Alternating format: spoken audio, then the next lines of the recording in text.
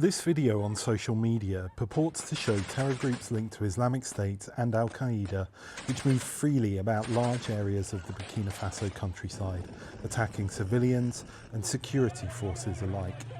While the conflict has affected millions in various ways, for Saidou Ouagadougou it meant losing his livestock and forcing him to flee to Ouagadougou. Yes, my animals were stolen. The terrorists came around 3 or 4 a.m.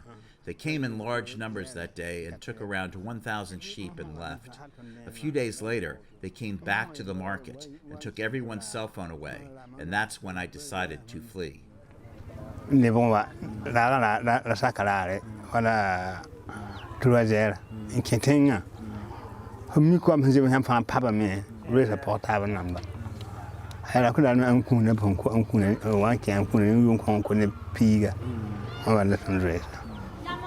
Ouagadougou is not alone. Meat prices are spiralling in Burkina Faso's market because of rampant cattle rustling by terror groups. Mahamadou Barry runs a livestock market in Ouagadougou.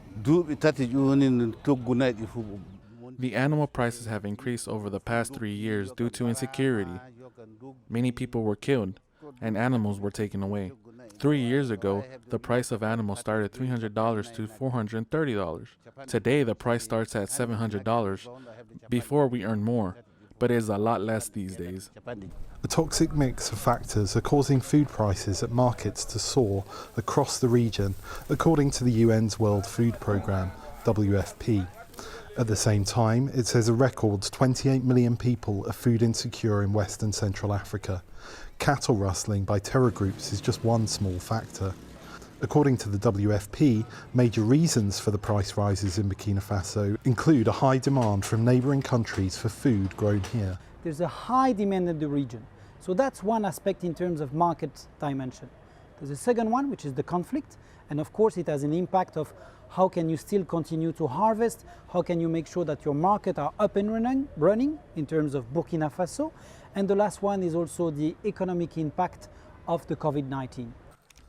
The WFP also says in Burkina Faso, Mali and Niger, hunger can increase by 50% in the coming months, growing from 5.5 million to more than 8 million in a severe food insecurity crisis in the coming months. The Sahel's more than 2.5 million displaced by conflict, like Soumaïla Ouagadougou, are especially vulnerable. The people welcomed us, put us up, and we thank God. The only problem we have is that of water and food. We only have help from the UN. They helped us with houses and food, rice, oil, beans, and condiments.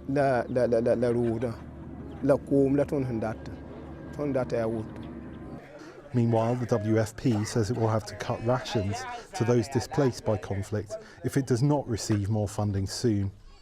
Henry Wilkins for VOA News, Ouagadougou, Burkina Faso.